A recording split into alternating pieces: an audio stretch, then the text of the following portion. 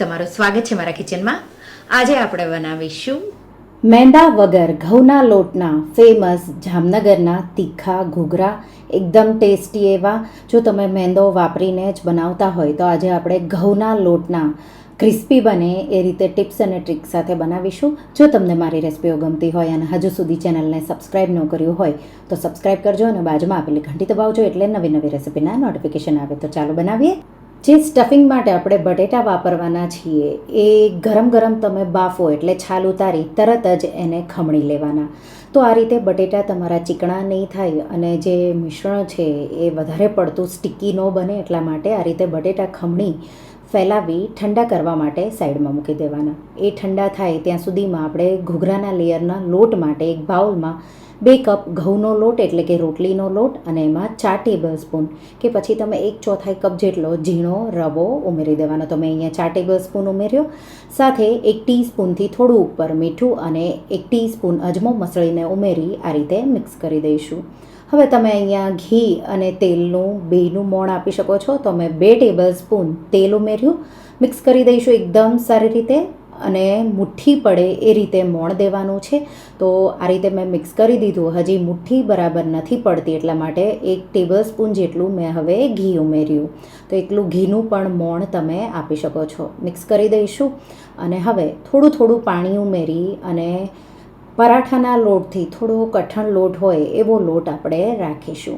તો અહીંયા તમને પોણા કપ જેટલા પાણીની જરૂર પડશે. તો આ રીતે મેં લોટ થોડો કઠણ તમે જોઈ શકો છો બાંધી દીધો છે. એકદમ સારી રીતે મસળી દઈશું અને 5-1 મિનિટ જેવો ઢાંકી એને રેસ્ટ થવા દઈશું. તો ત્યાં સુધીમાં જે બટેટા આપણે ખમણીને રાખ્યા છે એ પણ ઠંડા થઈ ગયા. તો એમાં હવે બીજી સામગ્રીઓ ઉમેરી દઈશું. 1/4 ટીસ્પૂન જેટલી હિંગ. બટેટા એકદમ ઠંડા થઈ જાય પછી જ મીઠું ઉમેરવાનું છે. તો 1 ટીસ્પૂનથી થોડું ઉપર મીઠું, 1 ટીસ્પૂન આમચૂર પાવડર, 1 ટીસ્પૂનથી થોડો ઉપર શેકેલા જીરાનો પાવડર, 1/2 ટીસ્પૂન વરિયાળીનો પાવડર, 1 ટીસ્પૂન સંચળ, 1/4 ટીસ્પૂન જેટલી હળદર, 1/2 ટીસ્પૂન કાશ્મીરી લાલ મરચું, 2 ટીસ્પૂન મેં દળેલી સાકર ઉમેરી અને 2 ટેબલ સ્પૂન આદુ મરચાંની પેસ્ટ, અડધો કપ જેટલા ઝીણા કટ કરેલા લીલા ધાણા અને અડધો કપ બાફેલા લીલા વટાણા. તો તમે અહીંયા જે લીલા વટાણા ફ્રોઝન કે ફ્રેશ ન હોય તો તમે સૂકા વટાણા પલાળી એને પણ સાથે સીટી કુકરમાં બટેટા સાથે કરી એ પણ ઉમેરી શકો છો. તો બહાર જે જામનગરના ઘૂઘરા મળે એમાં જે સૂકા વટાણા હોય એ વપરાય છે. એકદમ સારી રીતે મિક્સ કરી દઈશું. મિક્સ થઈ જાય એટલે લાસ્ટમાં 1/2 ટીસ્પૂન જેટલો ગરમ મસાલો ઉમેરી દઈશું અને એકદમ સારી રીતે મિક્સ કરી દઈશું. અને તમે જોઈ શકો છો એકદમ સૂકો પરફેક્ટ એવો મસાલો તૈયાર થઈ ગયો. હવે આપણે એમાંથી એક સરખા આવા રોલ કરી લઈશું. તો આ રીતે નાના નાના રોલ લગભગ 22થી 24, તો ડિપેન્ડ તમે સાઇઝ કેટલી રાખો એ પ્રમાણે તમારા રોલ બનશે. તો આ રીતે મેં બધા જ રોલ બનાવી અને તૈયાર કરી લીધા. તો જે રીતે આપણે ઘૂઘરાનો શેપ છે એ રીતે જ આપવાનું છે. લોટને રેસ્ટ થતાં હવે 5-1 મિનિટ જેવું થઈ ગયું છે. લોટને ખૂબ જ સારી રીતે મસળી અને એમાંથી પણ એક સરખા 20થી 24 જેટલા આપણે લુવા કરી લઈશું. તો મસળી લઈશું એકદમ સારી રીતે.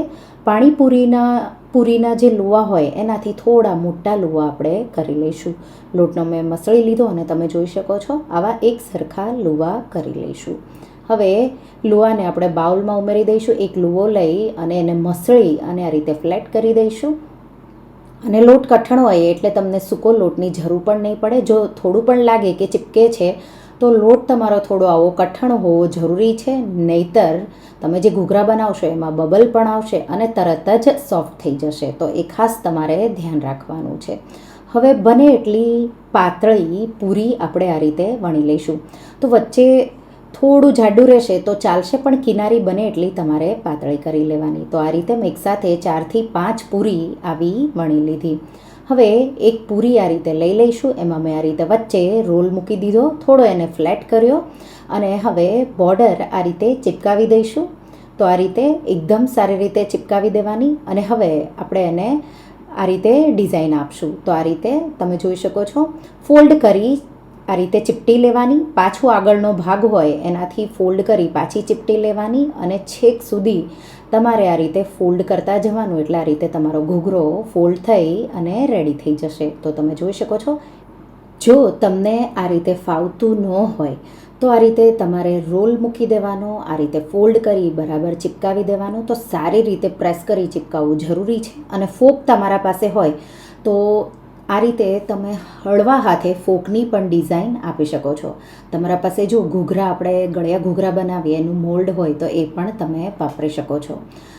હજુ એક ઘૂઘરો હું તમને બતાવી દઈશ. તમારે જો ઘઉંના લોટના ઘૂઘરા ન બનાવવા હોય તો મારા ચેનલ પર મેંદાના પણ ઘૂઘરાની રેસિપી છે, તો એ પણ તમે ફોલો કરી શકો છો. તો પાછી મેં આ રીતે એક પૂરી મૂકી દીધી, વચ્ચે રોલ જે મસાલાનો બટેટાનો બનાવ્યો એ મૂક્યો અને બીજી સાઈડનો ભાગ ઉપાડી આ રીતે કિનારીઓ મેં ચિપકાવી દીધી. હવે જે ડિઝાઇન આપવાની હોય ત્યારે તમારે આ રીતે અંગૂઠો અને આંગળી આ રીતે લેવાના અને પછી તમારે આ રીતે અંગૂઠો અને આંગળીના મદદથી આ રીતે પ્રેસ કરવાનું અને આ રીતે ડિઝાઇન આપતું જવાનું. તો જે વચ્ચેનો પાર્ટ તમે જે આ ડિઝાઇન આપો અને સ્ટફિંગનો જે પાર્ટ છે એ બહુ પાતળો ન થઈ જાય એ રીતે તમારે ધ્યાન દેવાનું છે, નહીંતર તળશો ત્યારે ત્યાંથી આ પાર્ટ અલગ બી થઈ જશે. તો એ ખાસ તમારે ધ્યાન રાખવાનું. તો આ રીતે હું પૂરા ઘૂઘરાને વાળી અને તૈયાર કરી લઈશ. તો આ રીતે તમે બધા ઘૂઘરા વાળી તૈયાર કરી લેવાના અને સાથે સાથે આપણે એને તળતા પણ જવાના છીએ. આ ઘૂઘરા છે એ તમે તળો એટલે તરત જ સર્વ કરવાના. જે ઘઉંના લોટના લીધે થઈને આ બહુ વધારે ખસ્તા ક્રિસ્પી લાંબો ટાઈમ સુધી નહીં રહે, એટલા માટે તમારે આ રીતે રેડી કરી દેવાના અને પછી જ્યારે તમારે એને સર્વ કરવા હોય ત્યારે જ તળવાના. તો તેલ મેં સ્લો ફ્લેમ પર ગરમ કરી લીધું હતું અને તેલ એકવાર ગરમ થઈ જાય એટલે સ્લો ફ્લેમ પર જ તમારે આ ઘૂઘરાને તળવાના છે.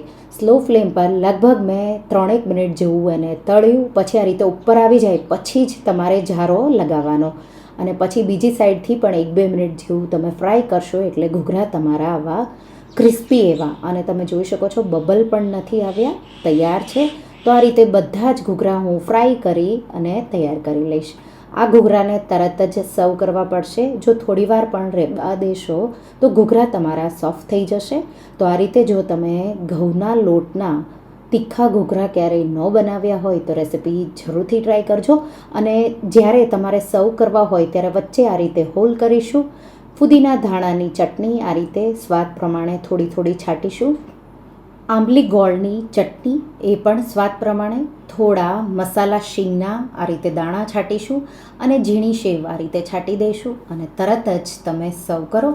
જો ફેમસ ઘૂઘરા તમે ઘઉંના લોટના ક્યારેય ન ટ્રાય કર્યા હોય તો રેસિપી એકવાર ટ્રાય કરજો અને મને કહેજો કે તમને રેસિપી કેવી લાગી. તો તમને આ રેસિપી કેવી લાગી મને કમેન્ટમાં જરૂરથી જણાવજો. અને જો તમને આ રેસિપી ગમી હોય તો વિડીયોને લાઇક કરજો, શેર કરજો અને મારા ચેનલને સબસ્ક્રાઈબ કરજો. અને આવી જ નવી રેસિપીઓ માટે તમે બેલ આઇકન બટનને પ્રેસ કરજો. Thank you for watching.